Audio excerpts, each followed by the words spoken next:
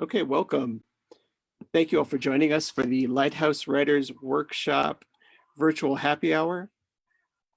Just our way of sheltering together during these socially distant times. I'm Manuel Aragon, and I'm the Community Engagement Manager at Lighthouse Writers Workshop. We're just so happy to have you join us tonight. We want to send out a warm welcome to all our regulars out there and to those of you who are new to Lighthouse. If you don't know us, we're a nonprofit literary center in Denver, Colorado, recently relocated to this virtual space. And so we're on the web too, of course, so you can always learn more there. This week's show, the format of it is a preview of a new program that we're launching called StoryFest. And StoryFest is an exhilarating 3-day program. We'll be doing a preview of it later this year. And then our full launch will be in 2021. And the 3 days of storytelling focuses around, literature, music, film, dance, and visual performing arts. So our hope is that, especially now, we can all engage in the transformative power of narrative by hearing other people's stories and sharing our own. I'll intro our guests in a moment, but I think I'm really excited for everyone who is sharing tonight. All of the work that they're sharing examines different facets of Latinx identity and experience, which I think is really cool. You know, we have some stories dealing with immigration, and some dealing with what it is to be Mexican American, Chicano. And so I'm really excited. So joining us tonight, we have photographer Armando Geneyro, what's going on? Writer, welcome. Writer Kelsey Freeman, and Colorado Poet Laureate Bobby Lefebvre. Before we jump into tonight's program, we'd like to thank the SCFD and Bonfils Stanton, Colorado Creative Industries, Bloomberg Philanthropies, and the NEA for supporting our virtual programming. And we'd also like to thank all of you who've donated, participated, or just shown up as a kind face in a Zoom square during the time. I'm going to spotlight Armando right now, just before we jump into his work. So Armando is a photographer based out of Denver, Colorado. He was born and raised in California's Central Coast. At the age of 20, he joined the Air Force, serving for 6 years, including a 180-day tour in Balad, Iraq during Operation Iraqi Freedom. After his service, Armando graduated with a political science degree from Metro State University. Armando is a versatile photographer who specializes in events, coverage, and photojournalism. His passion, however, resides in his street-level photography, where he's able to connect to his subjects and immerse himself within different cultures. During his time in Denver, Armando helped co-found Theyshootn, a collective of photographers and videographers. And as a group, Theyshootn has hosted several visual-based events, including Winter in America, an exhibit series that brings photography and philanthropy together to speak on topics such as homelessness, drug abuse, and domestic violence from the viewpoint of new up-and-coming artists. Currently, between his day job with Denver Public Schools and his travels, Armando spends his time documenting the Chicano and lowrider cultures within Denver. So you can give him kind of a virtual hand. And we are going to share a little video of Armando's work. I see all the applause emojis, so thank you.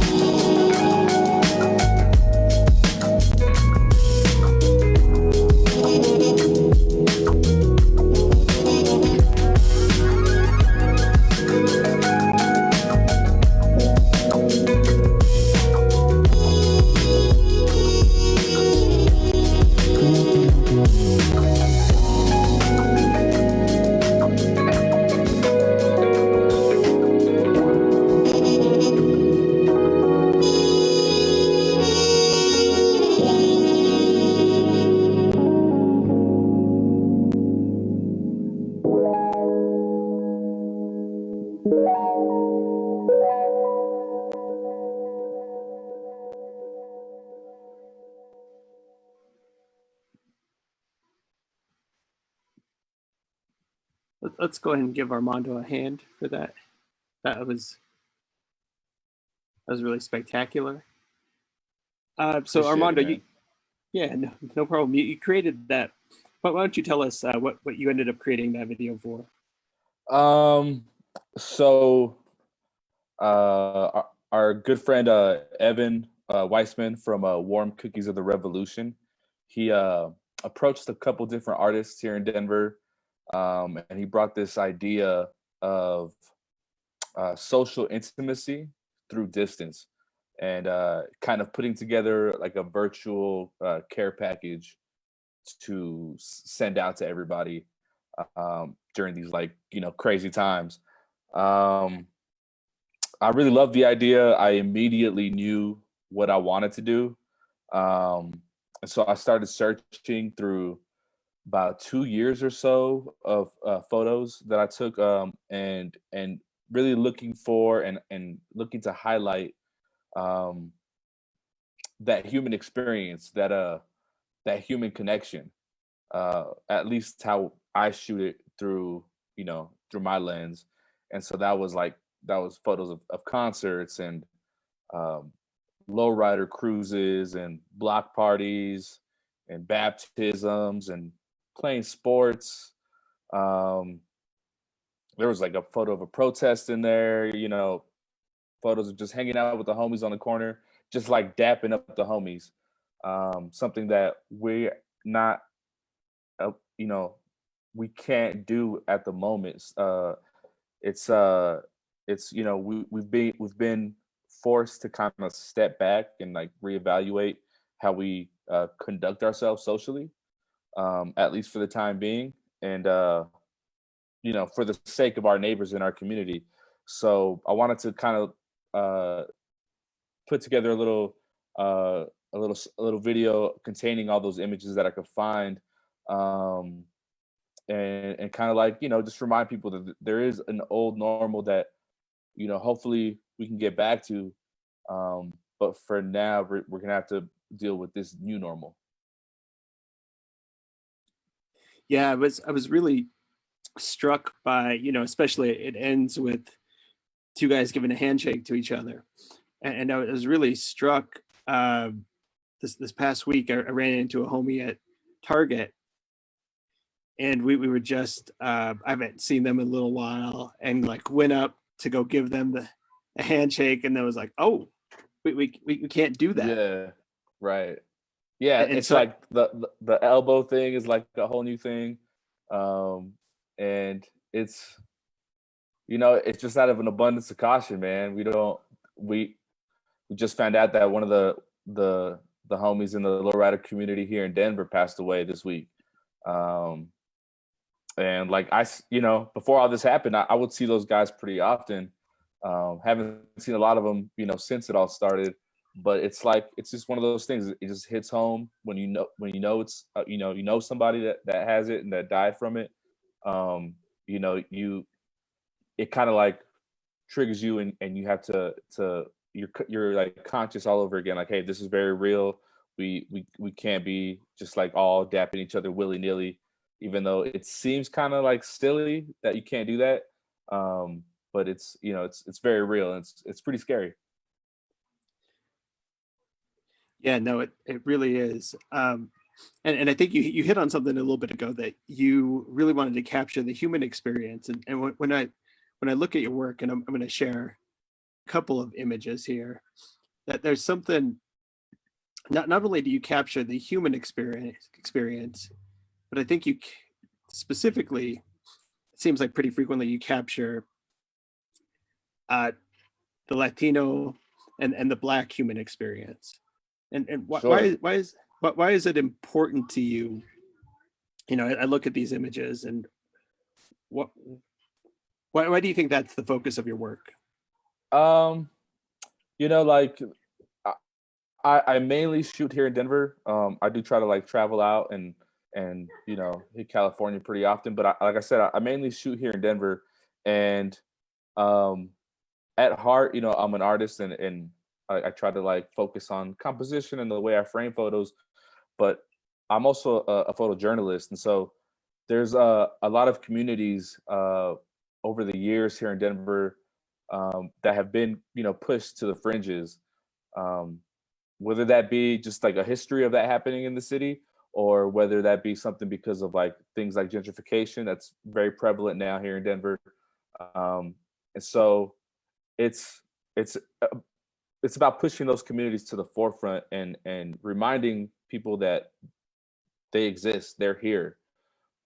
They have deep roots here in Denver.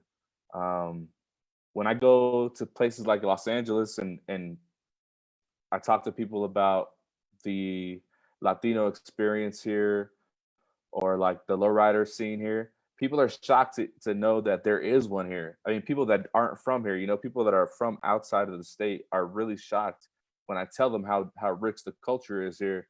Um, just because that's not the idea that they have of Colorado and Denver. It's something very different. And so with my photography, I just try to like push those communities to the forefront. A lot of those lowrider clubs and families have like embraced us with open arms, have taken us into their homes and like let us, trusted us to like represent them through our photography and through our art in a certain way. And so, we're just super grateful that they've taken us in like that. Armando, I appreciate you sharing your work with us tonight. And um, what do you have coming up that you're in, anything that you're working on, or you could tell us a Um, little bit about this project that you did for District 3? yeah, yeah. So Councilwoman Jamie Torres from District 3 approached me about um, creating some Zoom backgrounds for her. And I just went out throughout District 3 and took as many photos as I could of like different landmarks and cultural centers and just different like views of Denver from her district. And they're available on my website. You can download them for free. And I thought it was a really creative way for her to represent her community in the district that she represents, and a creative way for her to really engage an artist like me. Um, I have a large portion of my income comes from my photography gigs, and a majority of my photography gigs are in these spaces that like have contain large people, like weddings and nightclubs and different festivals.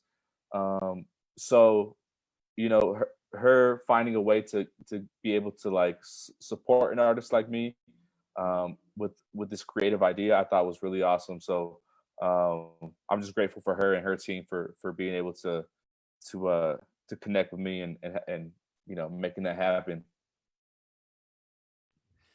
Thanks so much for sharing, and we really appreciate it.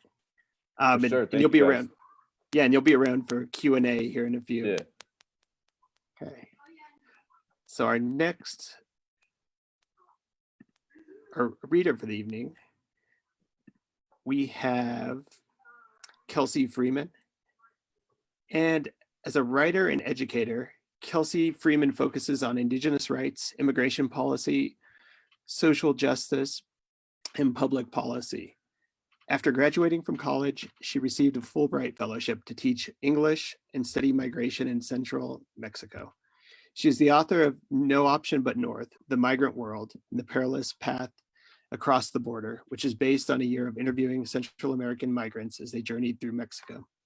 She currently works at Central Oregon Community College, where she runs a college-readiness program for Native American high school students. Kelsey holds a BA in Government and Legal Studies with high honors from Bowdoin College. Kelsey, thanks for joining us tonight. Thanks for having me, Manuel. I'm happy to be here.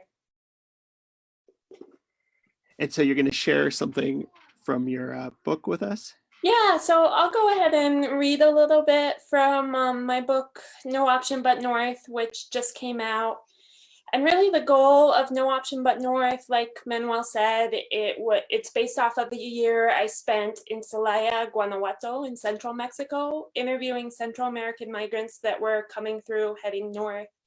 And the goal of the book is really to, it's a book of migrant stories, but the goal is to connect these stories with the policies and practices that render them possible in the first place.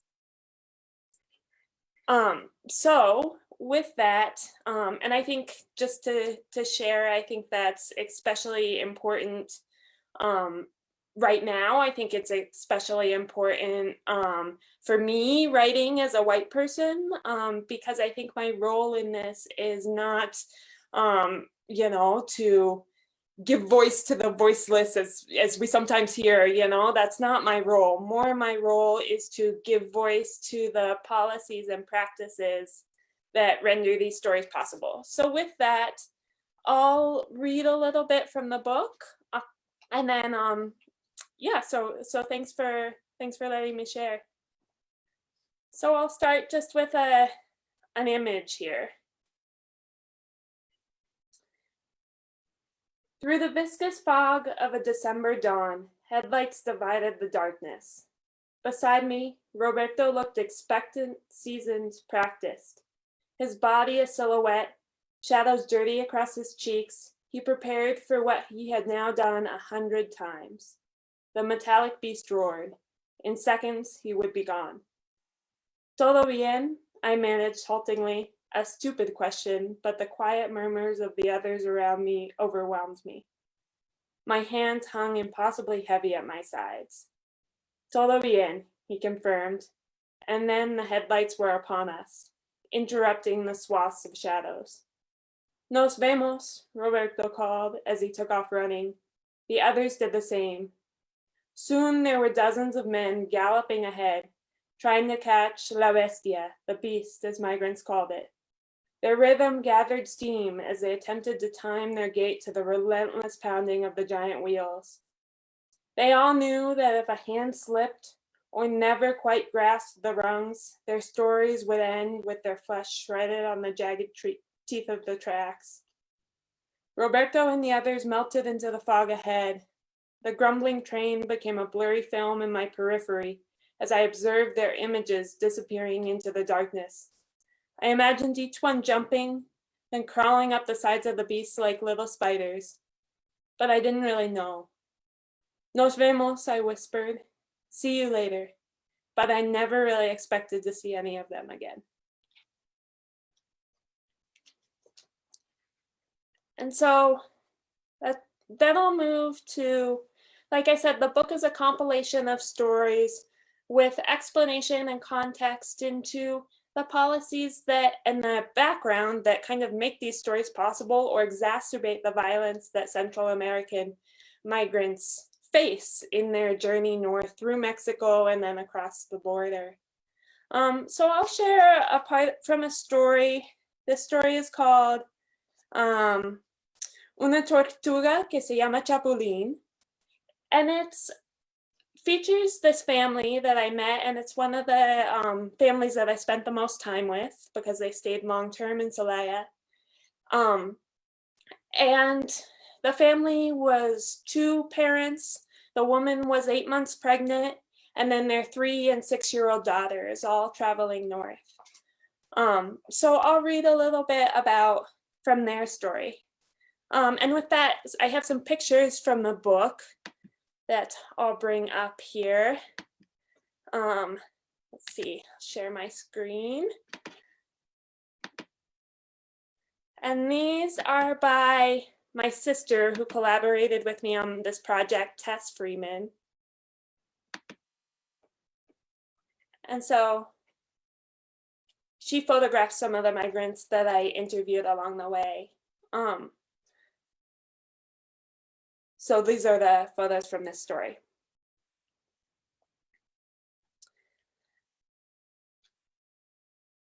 On the other side of their room, the parents and I shared a frayed sofa. They were Jose Ernesto and Jacqueline, an El Salvadorian couple heading towards Houston via La Bestia. Jackie's belly bulged out over the top of her jeans and her shirt crept up the mound. She was 8 months pregnant. The family had left El Salvador in October 2016, but had stopped in Hidalgo in November so that Ernesto could work and save up enough money for the rest of the journey. He took a job working 7 days a week for 120 pesos, the equivalent of $6 a day, and wasn't paid for the work he did on Sundays. Nonetheless, it was a job, and that's what the family needed.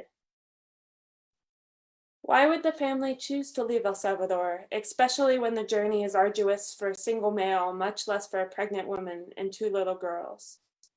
We're going for them, Ernesto began, balancing the girls at the corner, so that their future is different. And now is the time to go. The family had run out of money in El Salvador and jobs were scarce. There, where we live, it's pure coffee plantations, he said. There referred to the rural village where Ernesto and Jackie had spent their whole lives.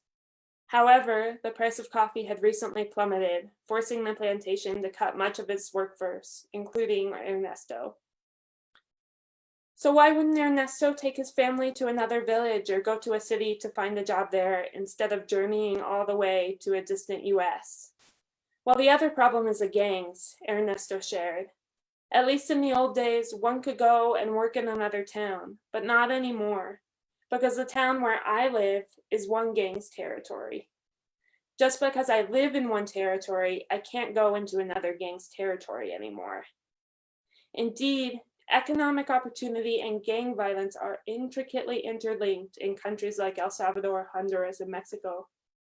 For this reason, many of us are migrating, because imagine if, shall we say, a guy from our territory gets his degree. He can no longer go look for a job in a factory or business in another town. Why? Because he'll go work for 2 or 3 days and then, well, the gangs will ask for his earnings. And if he doesn't want to give it to them, they will kill him or say he has to become part of the gang. Because of this, many people don't go look for jobs elsewhere. They prefer to leave for the United States.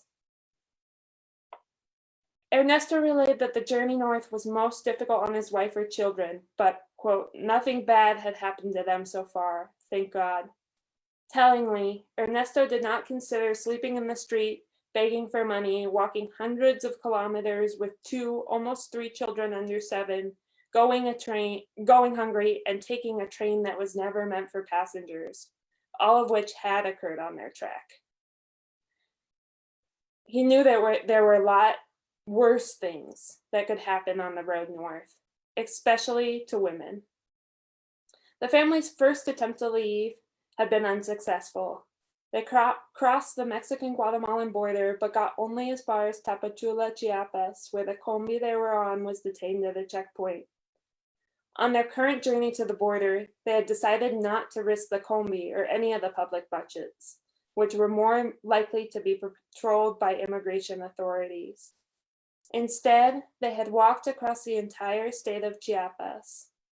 Ernesto described one night where it was pouring rain and they had nowhere to sleep. The girls were soaked through their pink sweatshirts. Eventually, the family came across an abandoned car. Crawling underneath, they spent the night there, raindrops percolating through the rust and plastering their foreheads. Yo estaba temblando, Jocelyn, the oldest daughter, suddenly interjected. I was trembling. I had been unaware that she had been listening to our conversation. I pictured 6-year-old Jocelyn sleeping under a rusty car in the rain and wondered what her innocent mind made of what she had already been through. 6 is old enough to comprehend that the life you are living is transitory. 6 is old enough to grasp that there are certain evils that even your parents can't shield you from. The rain hits your face and they can't keep you warm. At 6, you recognize that it feels scary to grab the rungs of a freight train, but you're not old enough to understand why you're doing it. You carry all the emotions of the world inside you, but none of the logic. I wondered what other emotions Jocelyn carried inside her as she walked for 3 more days before arriving in Puerto Escondido, Oaxaca. Amidst the surf vibe of this beach vacation town, they slept in the streets and begged for money from tourists. From there, they would go by train. Since she's pregnant, it's up to me to fight with the bags and get the girls on, Ernesto said. But if the train stops, we get on, and if it doesn't stop, we don't. No way.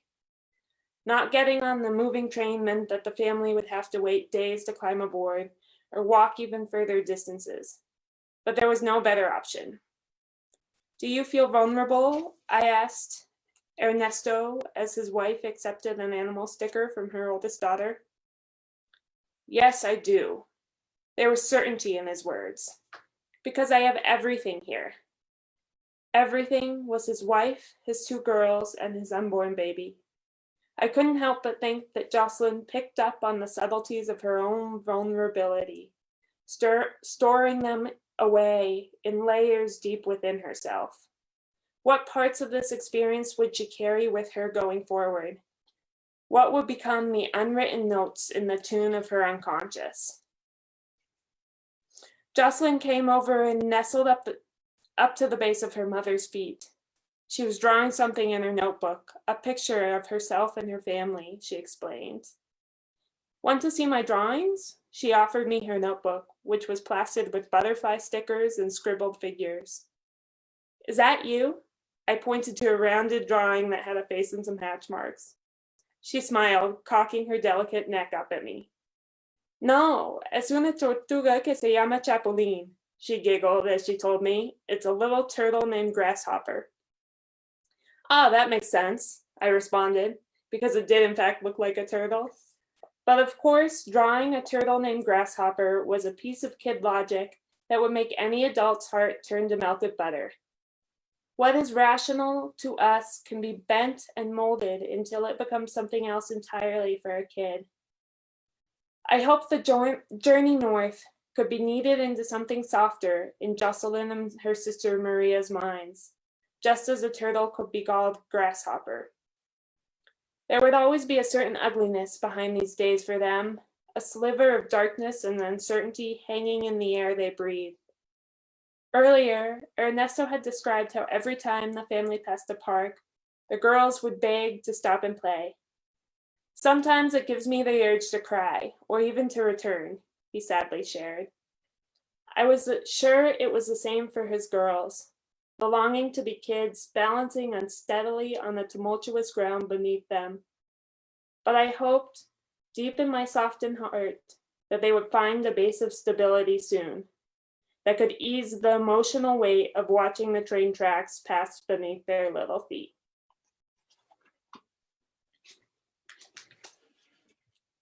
I'll go ahead and stop sharing there. Thank you so much, Kelsey.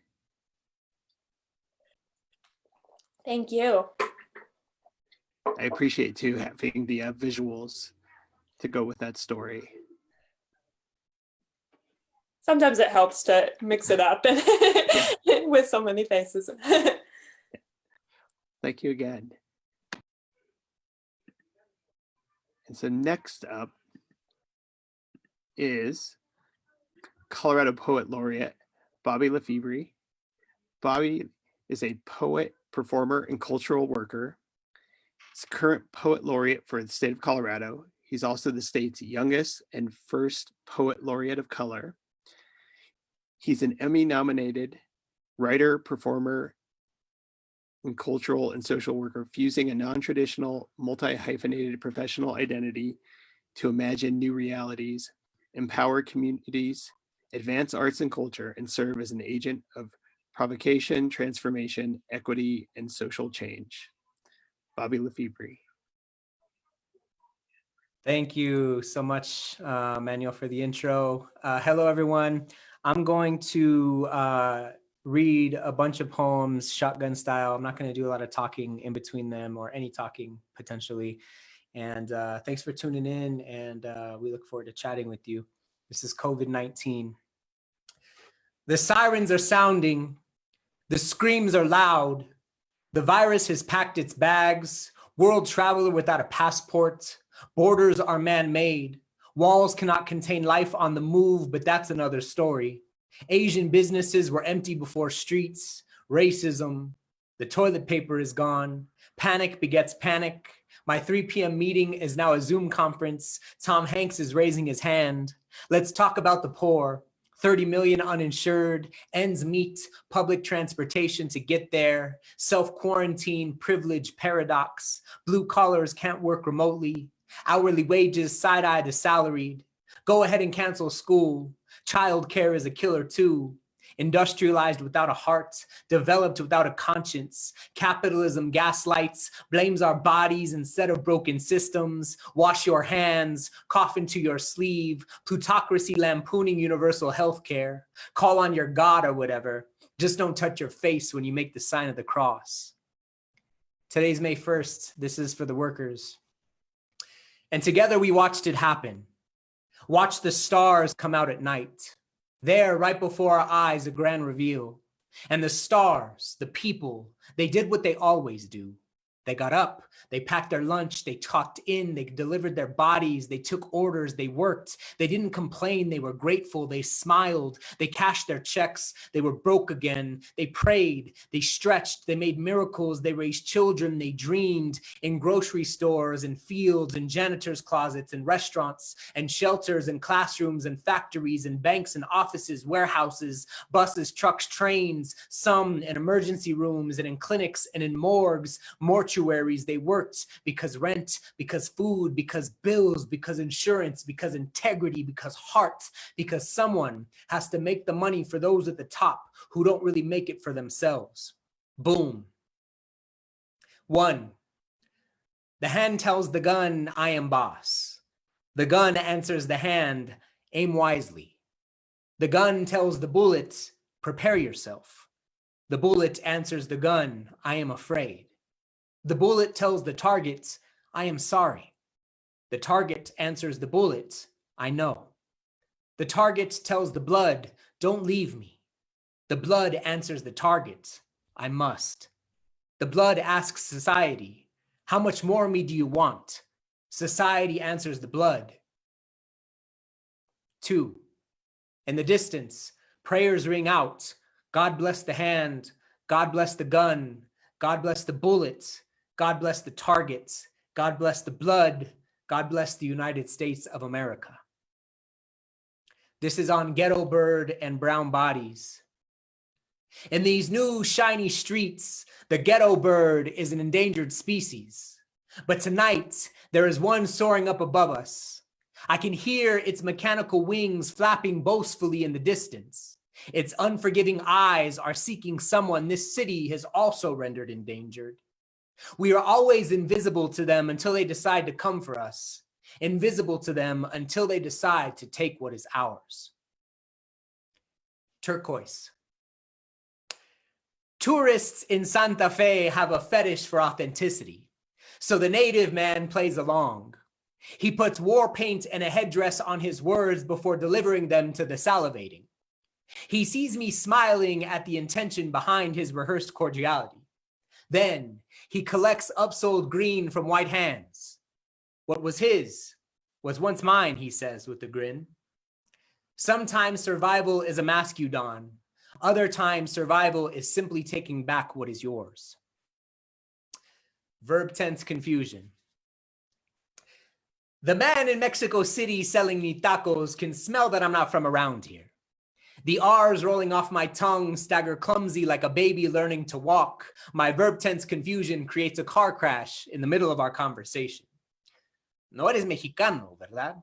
He asks as he scoops al pastor into fresh corn tortillas. Sí, pero de allá, I reply with low reservation. Mexicano-americano, soy Chicano. With confused eyes, he asks, entonces, ¿por qué no hablas bien el español? And I want to tell him about the time my grandfather came home from school, purple and blue shiner glowing like watercolor paint upon his café con leche skin, blood drawn by a bully's fist running red down his nose, asking his mother in Spanish why she made him Mexican, and if he could change his name to something that rolled off the white kids' tongues a bit easier, and why the fresh burritos he took for lunch couldn't be sandwiches on white bread instead, and why the teacher always slaps him in the back of the head when he talks to the other brown boys in the only language his grandfather prays in.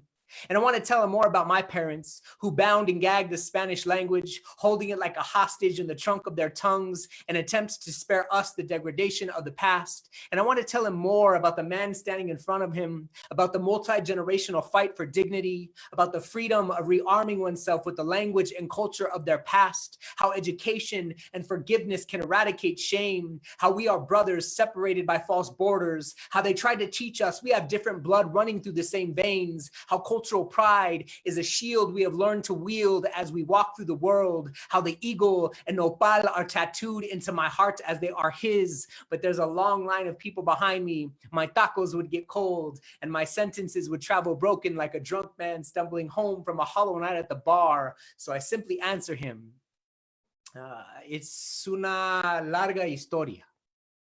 He corrects, larga, sí. Es una larga historia. I smile and walk away. Santuario. The doors entering the santuario at Chimayo are heavy and made of wood. Heavy and made of wood like a cross.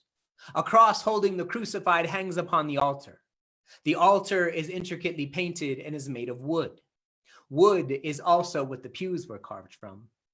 In the pews, there is an elder clutching a crucifix. 59 beads rotating with purpose between pointer finger and thumb. The Lord's Prayer leaves his lips rhythmically in Spanish like a song. The echo of his baritone bounces across the thick, cold adobe. His eyes are sealed shut as if he's trying to see something, sealed shut as if he's trying to forget. Faith is a beautiful paradox, the way it professes certainty without proof, the way it suggests flight without wings. I watch the fearing genuflect and braid their hands into willful submission. Watch them root their ritual in elemental things. Water, fire, dirt, all things you can see. Faith hangs from the hearts of men like an aberrant piece of art I admire from afar but can never get myself to buy. How beautiful it is to browse. Appreciation dripping from my heart like the wax of the Holy Spirit burning upon the tabernacle.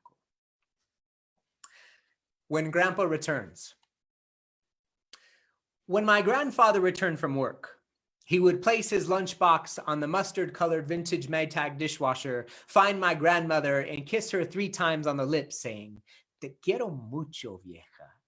He often left traces of sawdust on her blouse from his day's work at the carpentry factory. One Wednesday, as my grandfather and I sat on the sofa, he asked me to pull the old photo album off the shelf. Together, we flipped through family photos. He introduced me to distant relatives, showed me the place he was born, and ended by holding a picture of himself in a coffin at his own funeral. Suddenly, my grandfather's words morphed into an hourglass. The sand descended as he began to gather into a small pile of sawdust sitting next to me. My grandmother came into the room and asked, "Who gave you permission to look through the old photo book?" I told her abuelo said it was okay. She looked at the pile of sawdust sitting next to me. Pausing for a long moment, wearing a mischievous smile, she said, "Fine, but you tell your grandpa whenever he returns, I am upset he came home without giving me my 3 kisses." Right here. I have ancestors buried in the San Luis Valley at Los Cerritos Cemetery, where the Rio and red-winged blackbird and the crushing rock beneath the tires of our pickup truck is the only sound. where the tall swaying grass hums its golden body as it moves in unison like a choreographed number beneath the vast and unending sky. I wipe away the dust that has gathered atop the black and white photo of my great-great-grandfather's tombstone, something my dad swore he was going to chip out one day but never has. Bored kids use them for target practice, he would say. But maybe it was only him who did that as he pranced through the eternity of the llano as a child. Manasa, the pueblito where my grandparents worked and fell in love, still has no stoplights and life moves slowly as the chile simmers on the stove. My great uncle tells me stories of adobe and the acequias that once carried water like a sacrament to the land. Tells me his father herded sheep for people who looked like us but had money. Tells me we come from people with names like Cipriano, Liberato, Cleotilde, Maclovio, and Teodoro. He talks of the Spanish the gross way the textbooks do, ignoring the tamales steaming in the kitchen and the braids his mother wore like survival down her back. He tells me that we come from people whose hands were not afraid of the earth, people who relied on prayer, how my grandfather, a penitente, would bind cacti to his back, whip himself with the disciplina, asking his God for pity. How does this not make sense when the mountains in the distance are named after the blood of Christ? I have watched the river in Los Brazos perform miracles Christ-like, feeding more men from its belly than one can imagine there on the bank where we know much of bread and fish. The tecolote in the tree stares down at us like an elder who was seen yesterday and knows something about tomorrow. Its calm and poise a testament to the lessons of the land. This land of conflict and culture, where people old as the sun once roamed freely before swords and armor and land grants, where the wind had a voice and the ears listened. Mexico, Nuevo Mexico, and El Valle de San Luis are the same body. The migration back and forth before imaginary lines is ancient, so when they ask us where we are from, with that tone, in that loaded way we know all too well, we simply point to the soil and say, right here. Instructions for those who fear immigrants and refugees. Start by climbing your family tree. Traverse the beautiful branches, passing your parents and familiar relatives until you arrive at your ancestors. Take a moment to recognize your eyes in theirs, smile, embrace them, talk to them. Do not be alarmed that they speak a language different from yours. Teach your tongue, the linguistic amnesiac, their idiom. It used to be yours too. Share a traditional meal with them, maybe one lost to assimilation in the melting pot. When they pass the bread, take notice of the calluses on their hands, the way their tattered clothing seems to drape from their bones. As your foremother clears the table and your forefather moves to sit in his favorite chair, ask them how it felt crossing an ocean to reach the land of opportunity. Now descend from your family tree, and in your best broken Spanish, ask the same questions of the earth-colored man who cooks at your favorite restaurant. Ask the woman who cleans toilets in your office building. Ask the child crying in a cage. Ask them how it felt being forced to leave home to reach the land of opportunity. Chances are their stories will sound exactly like the ones that are running through your veins. For Oscar Alberto and Angie Valeria Martinez, and actually all migrants and immigrants who have lost their life on their way here.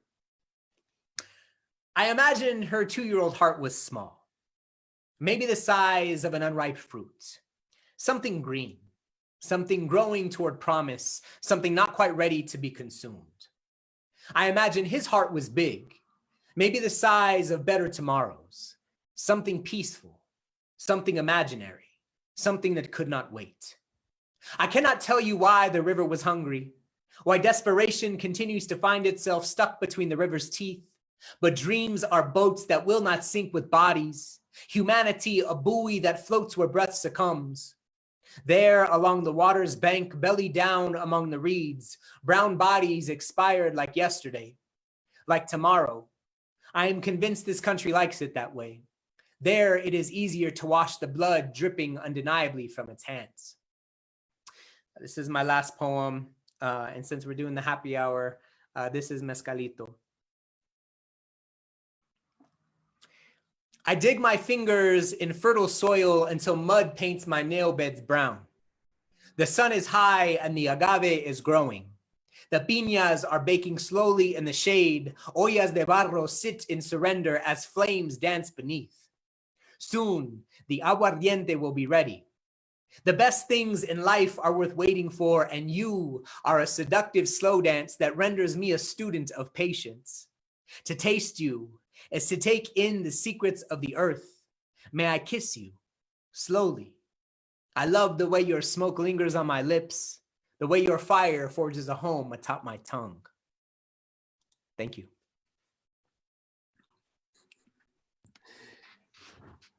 Thank you, thank you, thank you, Bobby. And let's also give it up again for Kelsey, Armando, and Bobby. See some hand claps going. And I just wanted to start off. So we have a little bit of time for a Q&A, and I'll ask the first one, and then if you can use the little icons on the right to raise your hand if you have a question. So, but I just wanted to talk, and this is for all three of you. I want to ask you,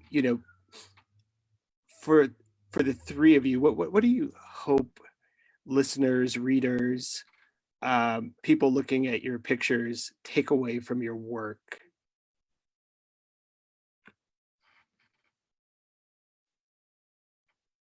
Oh. I can hop in. I think poetry in general is a conversation, right? And hopefully there's something that you get from that conversation, whether you like it or you hate it. I hope it makes you feel something. I hope you walk away with a different perspective, a new idea, a new way of looking at things. And I hope that it pulls you in and allows you to also challenge and change, definitions of what poetry is, what it can be, what it can sound like. So in general, I want it to be communicative, and it's hard in these virtual spaces, because usually when I do poetry, I like to have a conversation. I like to ask if you all have any questions, concerns, complaints, and then that generates conversation. But I want you to take something away from it. Yeah, I mean, I guess same. I hope people take away that there's different cultures and lifestyles out there that we don't all get to see. We aren't all privy to. We don't all have that same access. So hopefully, when you see some of my photos, you may not be able to relate on a specific level, but hopefully you're able to take away something and realize that we're all in this together. Yeah, I think for my book, No Option But North, what I really hope readers take away is respect, right? Respect for migrants, respect for people that overcome systemic obstacles in order to provide a better life for their families and for their children.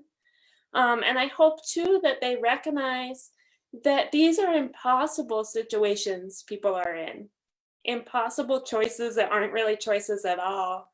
And so because there are so few legal avenues to get to the US, particularly for working class Central American and Mexican migrants, people then undertake this incredibly perilous path north, navigating this violent apparatus and risking their lives because there's no better option and because there's greater suffering at home. Thank you all. We have a question. Let's see, Lewis Kennedy. Yes, can you hear me? Yeah. So I just wanted to comment that the poems that I heard, and I came in late, I'm sorry for that. What they do for me and what I hope to do with the poems that I write is that they touch the reader and they cause the reader to remember it and to remember something of themselves. And I found myself doing that with each of your readings that I saw. So mission accomplished, really nice. Thank you. Thanks, Louis. Any other questions from our participants?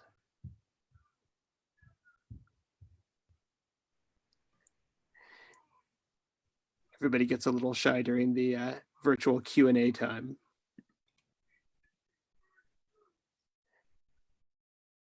So I'll ask this one. Just kind of thinking about your work.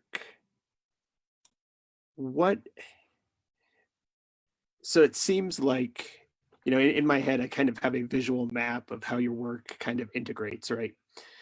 So we have Kelsey's work that starts in Central America and Mexico, moves its way up, combining with Bobby and Armando's work. And I think, you know, Armando and Kelsey, I think all of the three of you were talking about this. What is the, you know, that there's many facets to the Latinx experience, right? And what's the danger of latching on to just one narrative? You know, I think it's an illness that we have in this country, the way that we talk about race. We talk about race in a lazy binary, right? A black-white binary. And anything that falls in the middle of that is othered, is marginalized, right? And I think that even the term Latinx, you know, I'm down for all of the monikers that we call ourselves, because they all mean something different and we can employ them to include as many people as possible. So, but even these umbrella terms are imperfect, right? Because it's attempting to encapsulate an entire set of existences, right? We have to remember that people that identify as Latinx can come from over 20 countries. And so what I think the fear drives our understanding of the Latinx, the Latino narrative, right? And we often are sort of relegated to stories of immigrant experiences, and the danger in that is that, you know, we're all so beautiful. Our cultures are so beautiful and diverse, and there's so much diversity within the Latinx community. You know, you've got Latinx folks that speak English and Spanish, some that are bilingual, some that are from Central and South America, and without understanding the nuance of what it means to be Latinx, to hear different stories and perspectives, we're left with what the media and you know, the powers that be want you to know about us, as opposed to hearing directly from us who we are and what we have to contribute to the world around us. Yeah, I think to add to that too, I think there's so many risks that can come from just having one narrative. And when we look at the narrative that's been put forth currently in terms of who immigrants are, that's so dangerous and you know, frankly, racist. And so I think that's one, in terms of demonizing migrants, narrowing towards one narrative, I think runs the risk of then tending towards a racist narrative. But I think also one of the things I've been thinking about too is how to balance, I think balance so many different narratives. I'll give you an example in terms of when I talk, one of the things I write about in my book is some of the violence in Mexico and cartel violence as a reason why some Mexicans are fleeing, right? But when I'm talking about the ways in which organized crime has eroded the central pillars of this, you know, many states in Mexico, sometimes I talk to readers and they talk about how violent all of Mexico is. And so I think I'm trying to balance writing about that real narrative without having readers narrow in to extrapolate that out to that's the only thing that exists, because there are also, you know, regions around Mexico that are very safe, you know. So I think in everything that we do, just reminding people that there are always so many narratives and strands to the stories that we tell, and that just because we're focusing in on one particular story doesn't mean that's everybody's story. Yeah, a question like this, I think, forces me to look inward a little bit. Growing up I grew up around a lot of Chicanos, and being myself, like my mom is from Colombia, my dad is from Argentina, and so it wasn't. They're very strict, old school South American, and like Bobby said, like being Latino, Latina, Latinx, you could be from one of many different countries, and so not boxing myself in when I was younger and kind of you know, being open to new experiences, that I think that helped guide me through life, and even through my art, being able to represent, you know, different cultures and being open to different cultures, because as you know, growing up as a Colombian, half Argentine, and growing up in, you know, California, um, it I I could have been I was my parents tried to like shelter me from other cultures, um, especially like street stuff, and like I wanted to rebel, and so I think being open to new experiences helped me just in life in general, and like develop my art and develop this voice for other communities that were pushed to the margins. Thank you. Our last question of the evening. I see Fernando has a question. Hello. Yeah, I do have a question. Now, by seeing Armando's wonderful, photography, and then how Kelsey included some photos in her as she read, is that something for Kelsey, that you're going to be including into your book? Do you have like photos in there? And Armando, do you offer like lend these photos to writers to maybe have alongside their stories?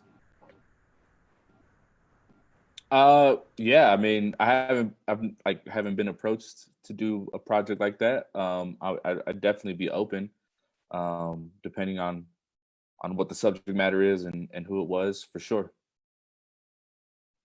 Yeah, and the photos that I put up are part of a series of photos that my sister Tess Freeman, who's a photographer, did and joined me for the last 6 weeks that I was interviewing. So I'm grateful to her and her collaboration, because I feel like there's so much power that can come from, and with your work, Armando, it's really beautiful to see the layers that you can't quite get at with words, and to pair photos with writing. So I'm excited about that. Thank you. Well, thank you. I want to just give thanks to all of our guests this evening. Any closing thoughts, Bobby, Kelsey, Armando?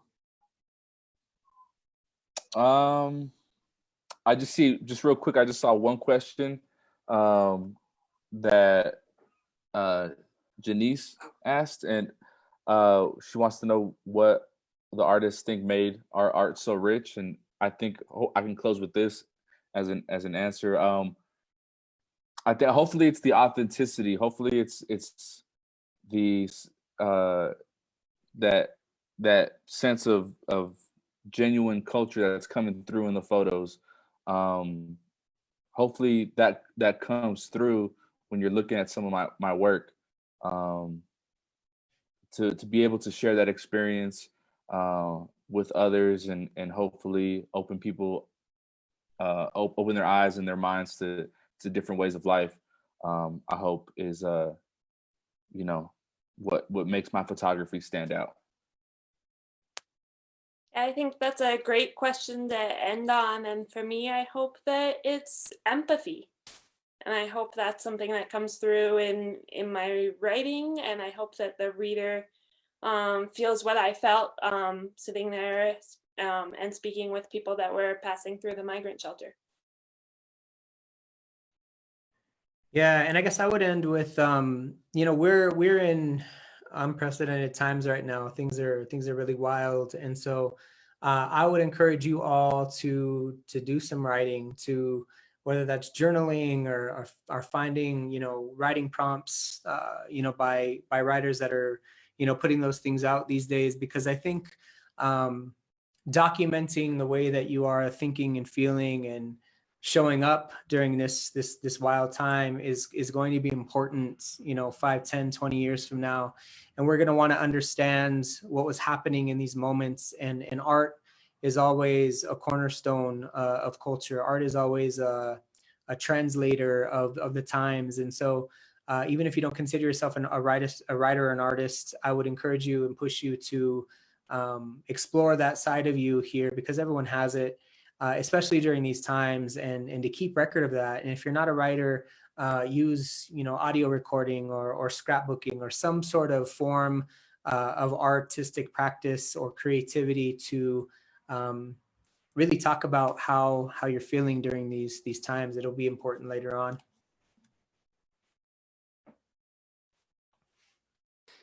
Thank you all so much, Bobby. Thank you, Kelsey. Thank you, Armando, for joining us. Next week, come back and join us for our Lighthouse Virtual Happy Hour. We have Andrew Altschul and Anna Solomon joining us. And again, just thank you for sharing your words, your photos, your art with us. We really appreciate it. Thanks for hosting, man. Yeah, thanks Appreciate for it. having us. We'll see you. Thanks. Take care, everyone. Be well.